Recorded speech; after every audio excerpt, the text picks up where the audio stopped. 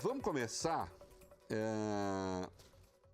pelo dado. Vamos na sequência aqui, até que essa sequência tá boa. Vai, quem é? Reinaldo, dispara o número de eleitores que acham que o ex-presidente Lula não será candidato depois de ter sido preso. Se em janeiro eram 43% que acreditavam que o nome do petista não apareceria nas urnas, agora são 62%. Já os que disseram crer que Lula seria com certeza candidato foram de 32% para 18%. Os que afirmam acreditar que talvez Lula irá disputar as eleições recuaram de 21% para 16%. Por que esse dado é importante? Esse dado é importante porque vocês viram que houve... Não se pode falar em queda, eu vou falar em mudança de patamar. Para falar em queda, você teria que comparar cenários rigorosamente iguais. Alho com alho, bugalho com bugalho.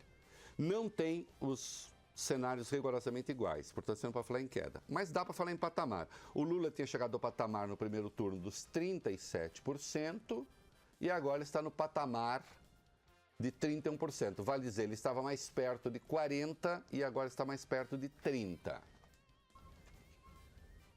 Aí você pode falar, o pessoal está debandando. Infelizmente, não. Quando eu digo infelizmente, esse meu infelizmente tem um duplo sentido. Infelizmente, porque eu acho ruim que o brasileiro esteja inclinado para o PT e para a esquerda, porque todo mundo sabe meu pensamento, qual é, eu sou um liberal. E, infelizmente, porque você tem uma parte muito expressiva do eleitorado que está querendo um candidato que está preso. E que nós vamos ver, não vota em ninguém se ele não for candidato. E isso coloca uma sombra na eleição muito séria. Bom, esta queda que houve, ou esta mudança de patamar que houve com o Lula, ainda não é a população se descolando do Lula. É só a crença de que ele não vai ser candidato. Você pergunta pro cara, em quem você vai votar? Ele fala, bom, Lula está na cadeia, eu não vou votar no Lula. Porque outros dados da pesquisa depois referendam isso que eu estou dizendo. E nós vamos ver. Vamos lá na sequência. Metade dos eleitores acha que o ex-presidente Lula deveria disputar a eleição. O número ficou praticamente igual. De janeiro para cá, oscilou de 47% para 48%. Os que defendem que o petista seja impedido de concorrer foram de 51% para 50%. Segundo o Datafolha, 54% consideram que a prisão de Lula foi justa, enquanto 40% a avaliam como injusta. 6% dizem não saber opinar. Olha, opa, desculpa, vou te interromper. Notem que a variação depois da prisão é positiva para ele. Positiva para ele. A pesquisa tem uma margem de erro de 2 pontos percentuais para mais ou para menos, com intervalo de confiança de 95%. O que isso quer dizer, querido ouvinte? Eu vou explicar. De acordo com o Instituto... Não. Perdão. Momento cultural. Momento cultural. A margem de erro é a seguinte. O intervalo de confiança de 95%. Quer dizer que se você fizer 100 vezes a pesquisa, em 95% delas, o resultado será aquele com 2 pontos acima com 2 pontos abaixo. Certo? Muito bem. Então você transita nisso que a química chama orbital, né? Que é onde os elétrons ficam passeando ali. Eu fui monitor de química. Então, é ali que a coisa fica. Então, quando você tem uma variação dentro da margem de erro, é incorreto dizer cresceu ou caiu. Você diz que oscilou. Porque pode não ser aquilo. Está no orbital, está naquele espaço ali, né?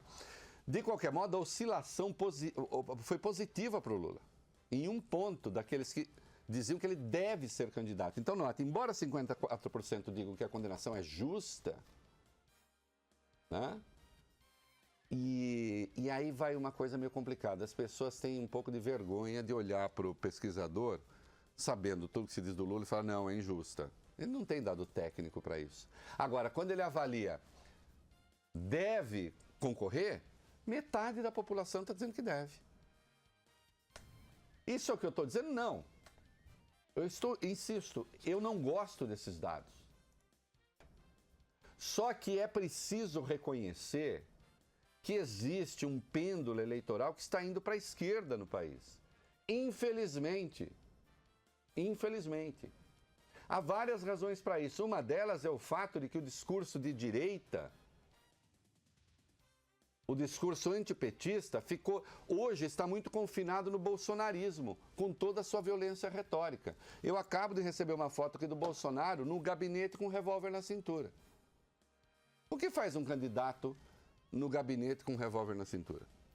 Com uma 44 na cintura? Eu não conheço arma, viu, deputado? Não sei se é 44, mas parece que é. Né? O que faz? Para quê? Vai matar algum assessor? Alguém vai invadir o gabinete dele? É para autodefesa ou é para exibição de um valor? Ou seja, é preciso se armar, é preciso enfrentar a coisa na bala. Quem é que aceita esse tipo de discurso? Então, a direita hoje, coitadinha, nós vamos falar mais, teremos mais dados a respeito, está fragmentada e a sua parte mais compactada é refém, né, do bolsonarismo. Que, no entanto, não cresce. Nós vamos ver daqui a pouco. Vamos lá, vamos seguir Quem é apoiado por Lula, acontece o quê? Quer ver? Pesquisa da Datafolha aponta que, apesar de ter sido preso, o ex-presidente Lula não perdeu o poder de transferência de votos. A parcela dos eleitores que disseram em janeiro que votariam com certeza em um candidato indicado pelo petista era de 27%. Agora, oscilou para 30%. Já a fatia dos que poderiam fazer essa opção variou de 17% para 16%. Em janeiro, eram 53% os que diziam não votar em um nome indicado por Lula. Agora são 52%. Outra variação positiva depois da prisão. Eu disse aqui, vocês lembram quando eu disse assim, primeiro, o Moro denuncia Lula e aí o noticiário, Lula está acabado.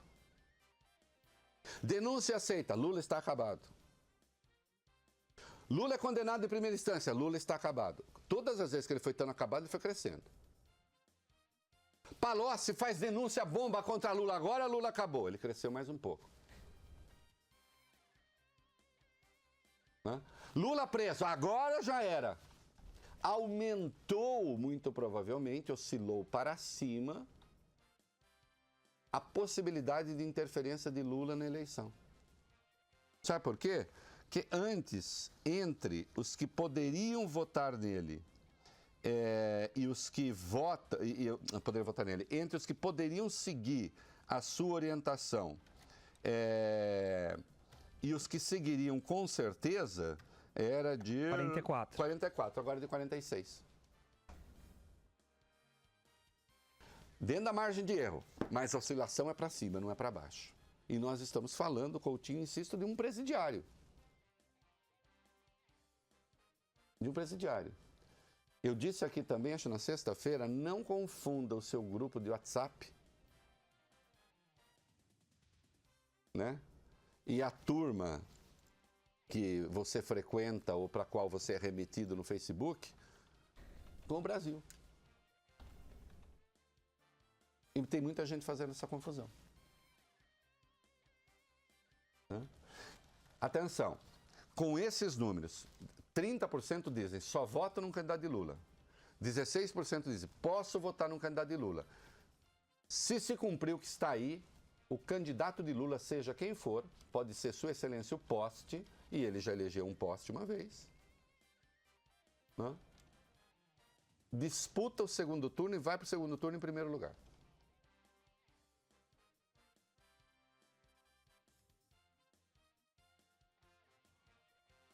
Vamos ver, claro que o MST sempre pode continuar a fazer o que fez hoje, que foi invadir um prédio residencial, né?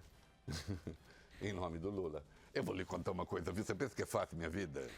Hein? Pensa que é fácil? Ainda vai lá e põe uma faixa lá que fala que o apartamento é meu, porra. O apartamento é meu. Então, esse resultado aqui é muito ruim. É muito ruim. É muito ruim para os conservadores, é muito ruim para a direita, é muito ruim para a centro-direita, que está mais dividida do que nunca.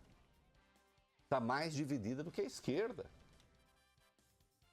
Olha o trabalho. Isso Lava Jato, direita chúcara, todo mundo de parabéns. Eu dizia, vocês estão ressuscitando Lula. Aí falaram, Reinaldo está louco. Aí começou Paulo Reinaldo. Né? Que aí eu passei a receber pau dos petistas e da direita. Né? São as pessoas que querem que você se comporte como torcida. Né? Não, eu ainda não estou gagá. Né? E quando eu ficar gagá, eu paro de fazer serviço. Datafolha sem Lula, vamos lá, números sem Lula. 32% dos eleitores do ex-presidente Lula dizem não votar em candidato nenhum se o petista não estiver na disputa. Entre os candidatos, a maior beneficiária acaba sendo a ex-ministra Marina Silva, da Rede, que pode herdar 20% ou 21% dos eleitores do petista, dependendo de quem for o nome do PT. A taxa de transferência para Ciro Gomes, do PDT, pode chegar a 15%. O deputado Jair Bolsonaro, o ex-ministro do Supremo Tribunal Federal Joaquim Barbosa e o ex-governador de São Paulo Geraldo Alckmin ficam com uma parcela entre 5% e 6% dos eleitores de Lula. Já os nomes mais identificados com a esquerda faturam menos.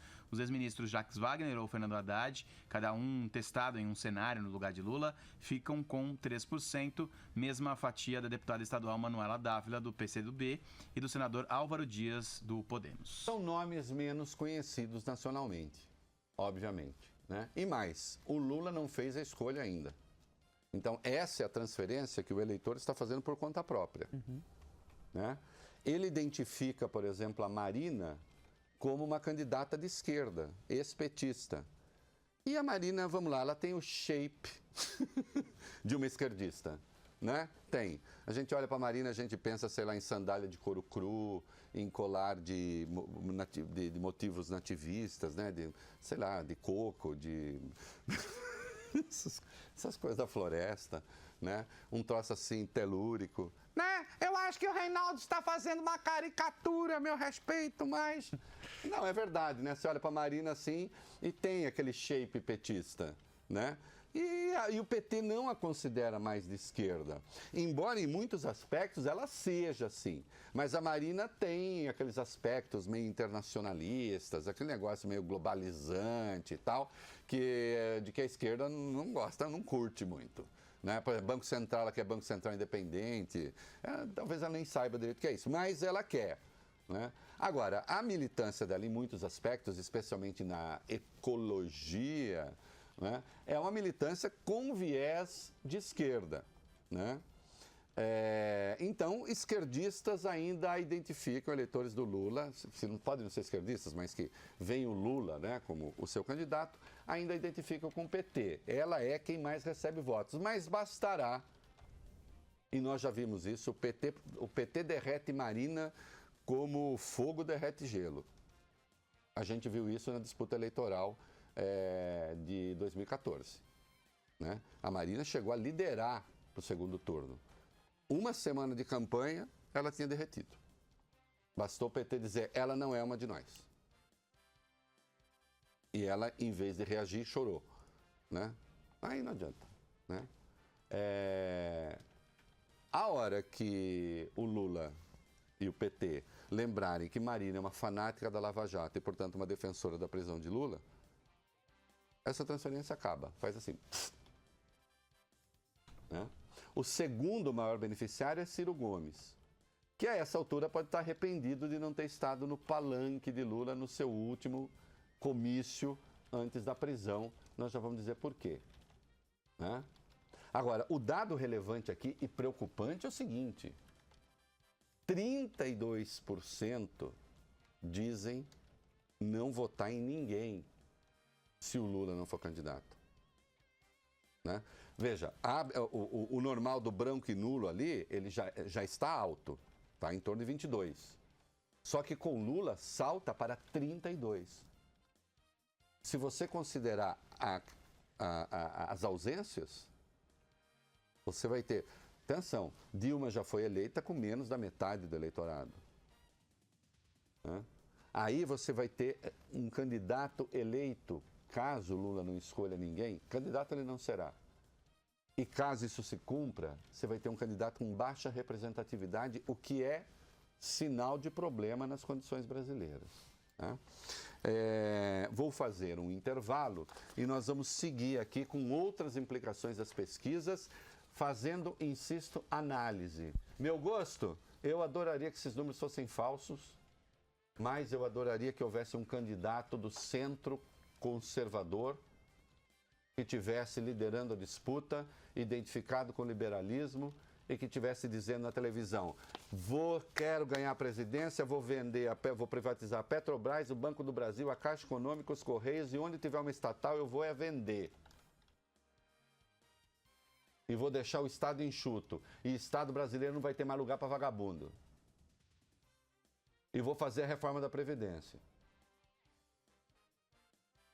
E, Reinaldo, um cara com essa plataforma não se elege. Estou dizendo qual seria o meu gosto. Agora, existe o meu gosto e existe a realidade. Né? E a primeira coisa que você tem de saber para interferir na realidade é, sendo um tanto pleonástico, a dimensão do real. É isso aí. Muito bem, meninos. O Datafolha fez também uma pesquisa para o governo de São Paulo. Né? Há números interessantes, para dizer o mínimo. Vamos lá.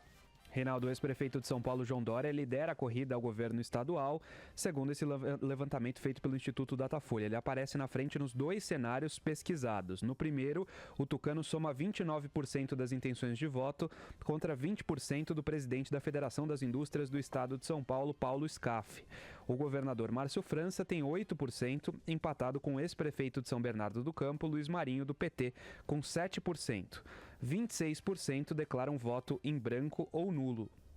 No segundo cenário, sem Scaff na corrida, o ex-prefeito aparece com 36% da preferência, João Dória, contra 10% de Márcio França e 9% de Luiz Marinho. Os brancos e nulos somam 32%. Olha, vistos os números assim, parece que os números para o Dória são muito bons, mas são horríveis.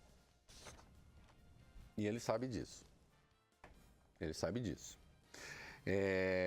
Sabe por quê? Porque esconde alguns dados, né, quando dito só assim, e quando você vai para o detalhe, vamos lá, 66% da população da cidade de São Paulo censuram o Dória por ter abandonado a prefeitura. 66%. 49% da população paulistana dizem que não votam nele, rejeitam o seu nome. E depois nós vamos ver dados sobre a avaliação de governo. Ele, por enquanto, tem uma aceitação maior no interior, né, do que na capital. Só que no interior, daqui a pouco, ele vai começar a enfrentar a máquina do governador Márcio França. E os dois estão aí trocando farpas. Né? O resultado para o Dória não é nada bom. O Datafolha não fez levantamento de segundo turno. Seria interessante saber. Né? Quando o Paulo Scaff não está, o Dória salta de 29 para 36. Fica evidente aí que são eleitorados que se comunicam. Por óbvio, se o Dória entra numa guerra com o Márcio França, e parece que isso está sendo inevitável, já que o Dória passou a chamar Márcio França de Márcio Cuba, acusando a sua ligação com a esquerda, mas os tucanos estão pensando em acionar até a justiça, porque dizem que o Márcio França está usando a máquina em sua defesa. O próprio Dória diz que o Márcio França nunca fez nada. E é curioso dizer, né, que alguém que trabalhou tão junto com o Alckmin, que é seu padrinho político, não fez nada esse tempo todo. Quer dizer, tem uma guerra ali entre PSDB e PSB que pode acabar beneficiando o Scaff, sim. Né? Que, por enquanto, não está chutando a canela de ninguém. Né? E que parte de um bom potencial de votos. Tá certo? O Dória tem fatores de desgaste ali que estão apenas no começo. Vamos ver como é que a campanha vai conseguir enfrentá-los. Né? Eu acho que com a linguagem agressiva que o prefeito abraçou, esse prefeito abraçou, não se chega muito longe, não. E a avaliação do Dória, hein? A avaliação do Dória. Tá ruim. O ex-prefeito de São Paulo, João Dória, deixa a cidade com o maior índice de reprovação desde que assumiu o cargo. Segundo o Datafolha, 47% dos paulistanos classificam a gestão dele como ruim ou péssima. Outros 18% avaliam como ótima ou boa, uma baixa de 11 pontos percentuais em relação ao levantamento anterior, realizado no mês de novembro. Para 34% dos eleitores, a administração João Dória foi regular. Olha, um resultado desastroso para o prefeito. E é isso que torna particularmente preocupante a situação dele na disputa eleitoral, né? Porque se há coisa que já aconteceu, não sei se vai acontecer. E eu lembro que uma vez, numa conversa com o Dória, eu chamei a sua atenção para isso. Quando começou a onda contra o Serra por ter abandonado a prefeitura, como se passou a dizer, e depois o governo de São Paulo, a coisa começou aqui em São Paulo e se espalhou para o resto do Brasil.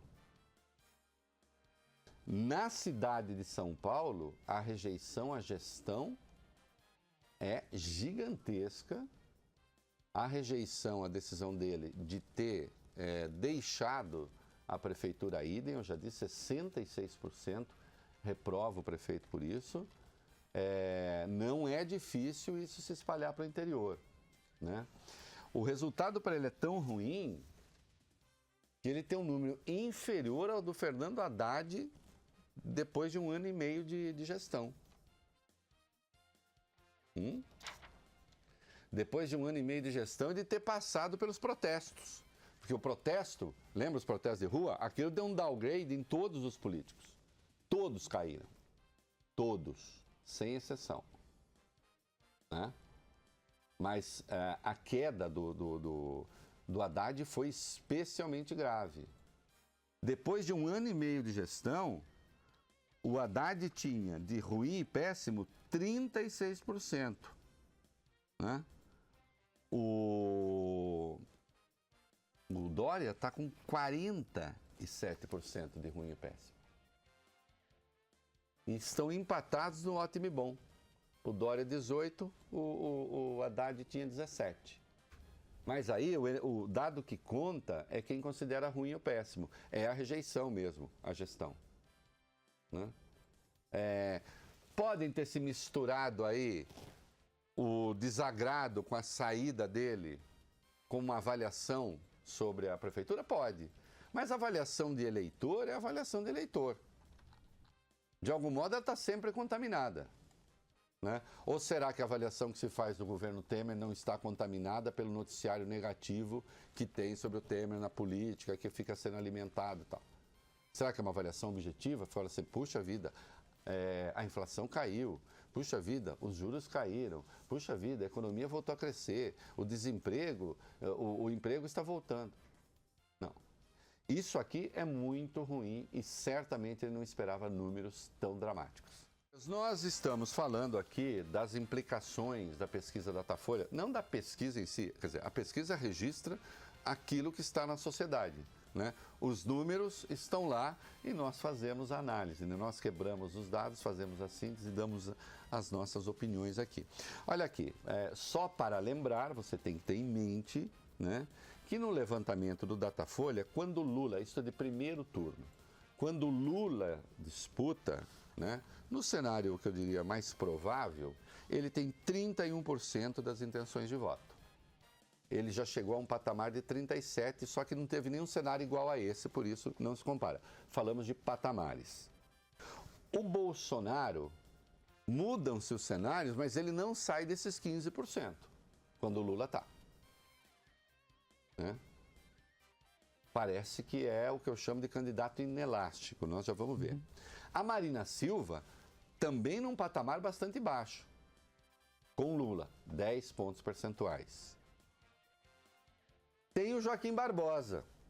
Este surge, digamos, agora, ele já apareceu em outros levantamentos, mas só agora se tem claro que ele deve ser candidato se ele não brigar com o PSB até a semana que vem, o que pode acontecer a qualquer momento.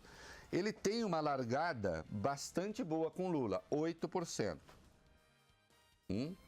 O Geraldo Alckmin, preocupante, 6%. Até agora também empacado. E Ciro Gomes com 5%. Muito bom. Vamos tirar o Lula. Vamos tirar o Lula do cenário, né? E aí vê o que acontece. Se o Lula sai do cenário, o Jair Bolsonaro salta para o primeiro lugar. Vai de 15 para 17, ganha 2 pontinhos. É muito pouco. O eleitorado dele é ferrenho, mas é pequeno. A Marina Silva, esta ganha. Ela vai de 10 para 15. Por quê? Porque se descobriu que 21%, acho, do eleitorado do Lula migra para ela. Entre 20 e 21. O Ciro Gomes cresce um pouco. Vai de 5 para 9. Não, cresce bastante, se você considerar. Né? É que ainda é um patamar muito baixo. O Joaquim Barbosa varia pouco, mas vai para 9. Considerando que o Ciro está aí faz tempo e que o Joaquim acabou de chegar, é claro que você pode dizer que o número do Joaquim é bastante apreciável. Nós já vamos falar disso. E o Geraldo Alckmin vai de 6 para 7. Continua a ser um número horroroso. Os candidatos ditos de direita, liberais, não saem de 1%. Então, como é que chama lá o candidato novo? O João Amoedo. O João Amoedo, 1%. Né? Henrique Meirelles, 1%. O Rodrigo Maia, 1%. O Flávio Rocha, PRB, 1%. Inclusive esses identificados com a chamada nova política, um desastre. Desastre. Não existem como candidaturas. Não existem eleitoralmente. Né? Então, é com este cenário que a gente tem de lidar. O cenário é o seguinte: Lula está com 31%. Se fosse disputar, mas não vai. Né? Sem ele, Bolsonaro salta para a liderança com apenas 17%, empatado tecnicamente com a Marina com 15%.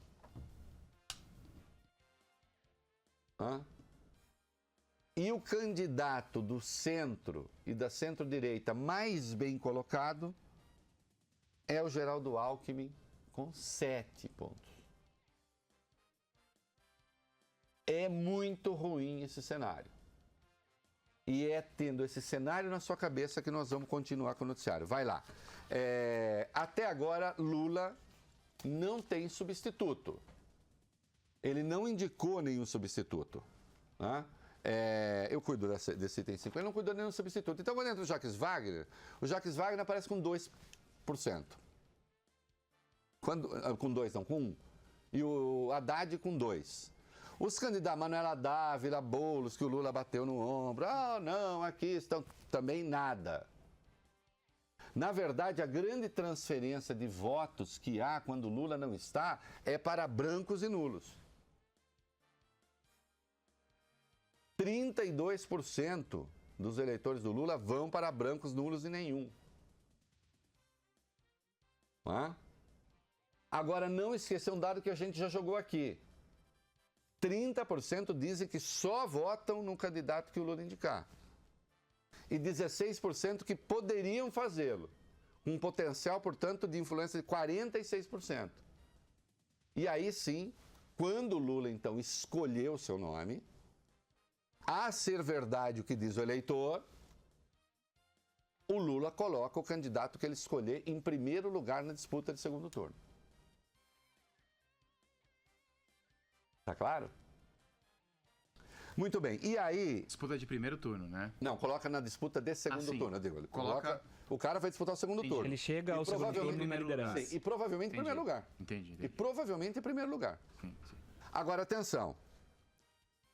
Tendo esse cenário em mente, nós vamos falar de segundo turno. E você vai ver que aquela mudança de patamar, Vólio Bene, não tem a menor importância.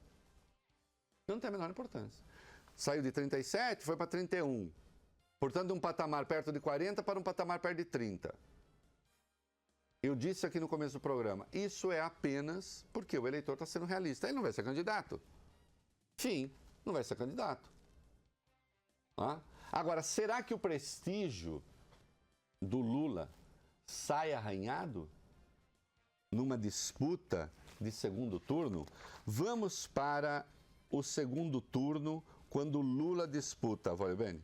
Reinaldo, apesar da prisão, o ex-presidente Lula ainda aparece com vantagem diante dos principais adversários em um eventual segundo turno. As margens de vantagem permanecem praticamente inalteradas em relação à pesquisa realizada em janeiro. Há pouco mais de 3 meses, Lula bateria o deputado Jair Bolsonaro por 49% dos votos a 32%. Agora, o resultado seria 48% a 31%. Contra o tucano Geraldo Alckmin, marcava 49% a 30%.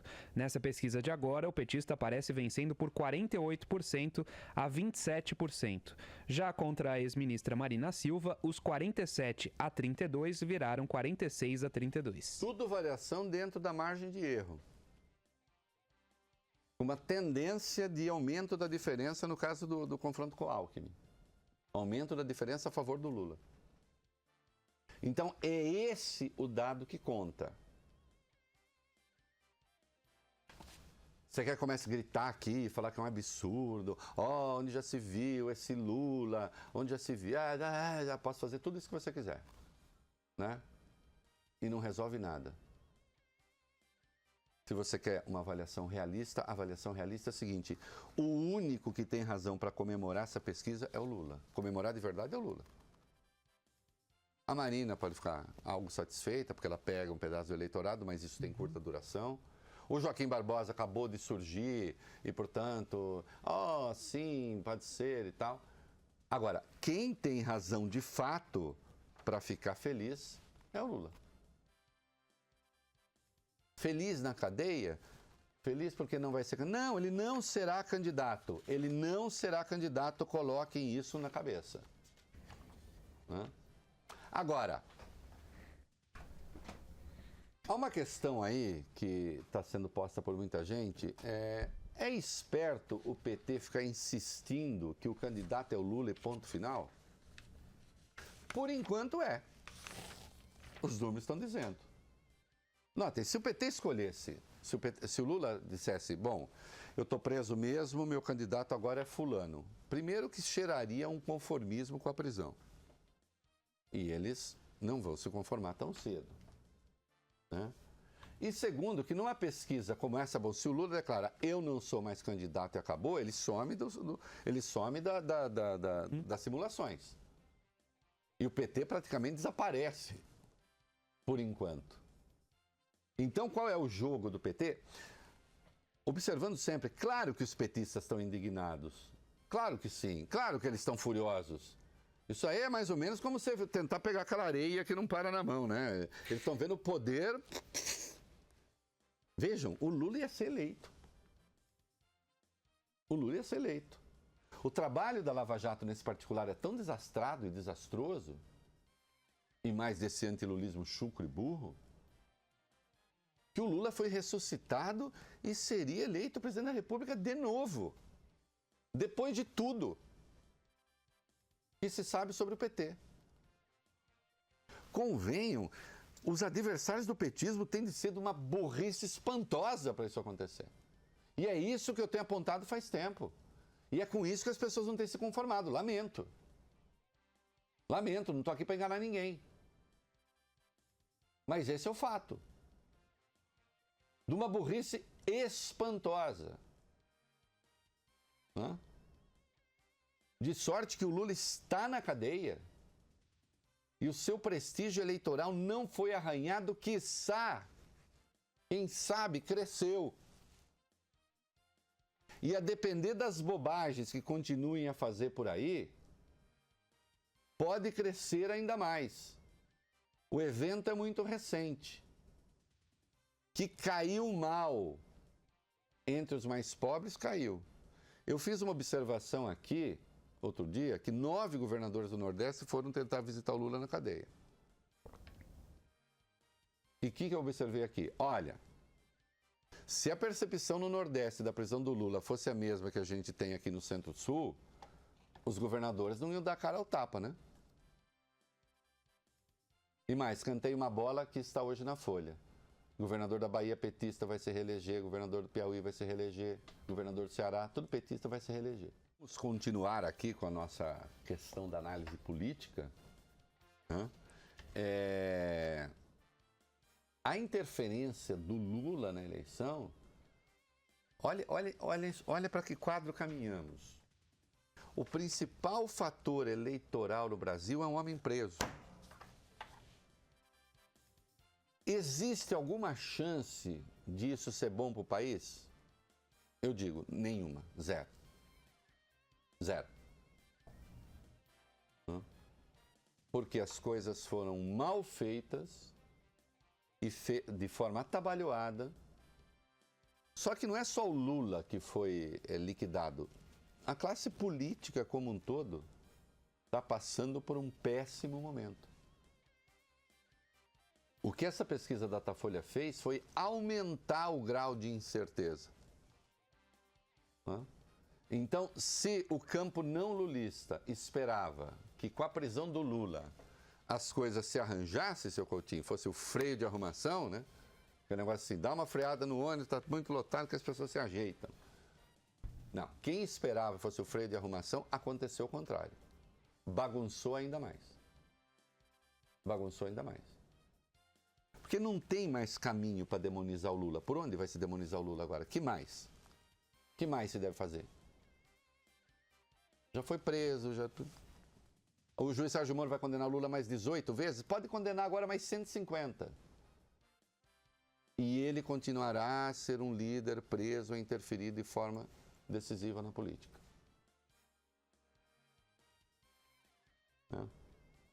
O que a Lava Jato teria que fazer? Atenção, vem coisa por aí. Eles agora, porque isso também está uma percepção por aí. Ah, só o Lula? Eles agora vão querer prender um de cada. Vão querer prender um grande tucano, vão querer prender um grande PMDBista, vão querer prender não sei o quê. Assim que o Temer terminar o mandato, vão tentar prender o presidente Michel Temer. Não pensem que o terror vai acabar logo, não vai. Não vai. Vamos ver como a economia aguenta isso tudo. Vamos ver quem vai estar na presidência. O próximo presidente, com o judiciário saliente como está, com o Ministério Público saliente como está, será que vai conseguir governar?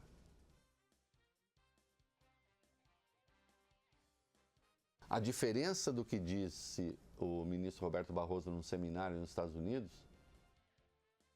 nós estamos caminhando para uma situação bastante ruim de incerteza, isto sim.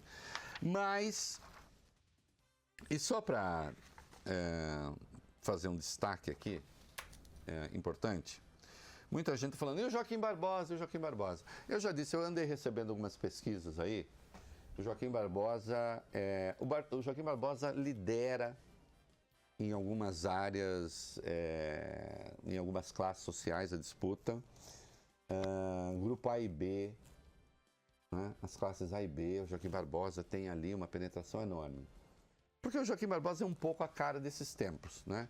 Ele é a cara do que eu chamo PLJ, que é o Partido da Lava Jato, misturado com o PAPOL, que é o Partido da Polícia, né? Ele é a cara.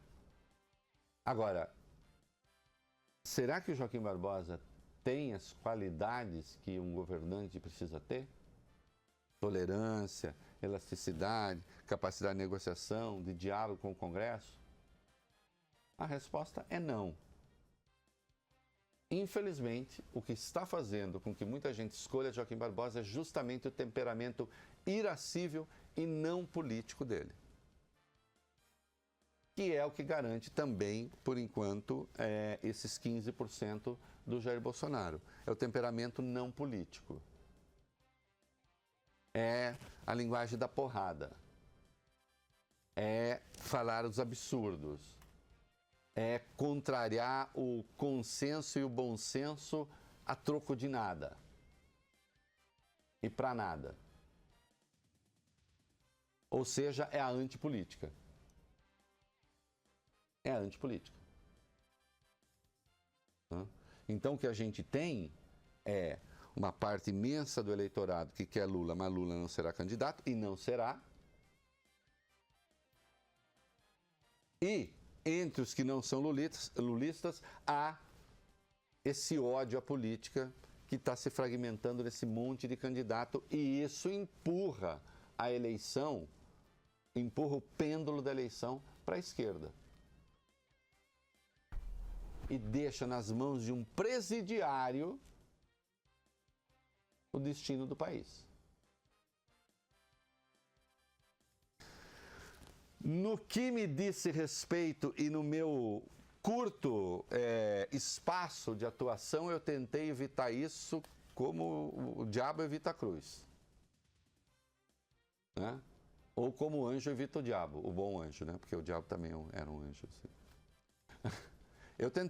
Eu fiz o que estava ao meu alcance. Eu adverti, eu chamei atenção, falei, cuidado, estamos caminhando para um lugar muito ruim. Cuidado, estamos caminhando para um lugar muito ruim. Mas aí apareceu um bando de oportunista que tomou conta do debate, que também tem uma coisa, tem um monte de gente aí querendo se eleger, que está se borrando, que está se lixando para o país. O cara quer ser deputado. Não sei quem quer ser... não está nem aí. O que importa que a eleição vá para a esquerda, desde que ele seja deputado, esteja lá, na boquinha, em nome da nova política? Tá bom. Vai mudar o que sozinho? Nada. Um ou outro vai lá fazer uma firula, vai lá chamar atenção com algum comportamento exótico e pronto. Resultado dramático. Dramático, péssimo.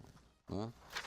Mas há aí um segundo turno, o nosso item 6, quando o Lula não está, né? O que acontece? Vamos ver. A ex-ministra Marina Silva é a maior beneficiária no segundo turno de saída do ex-presidente Lula da disputa. Se o petista bateria a candidata da Rede, ela aparece com vantagem sobre 2 dos principais adversários, o deputado Jair Bolsonaro, por 44% a 31%, e o ex-governador de São Paulo, Geraldo Alckmin, por 44% a 27%.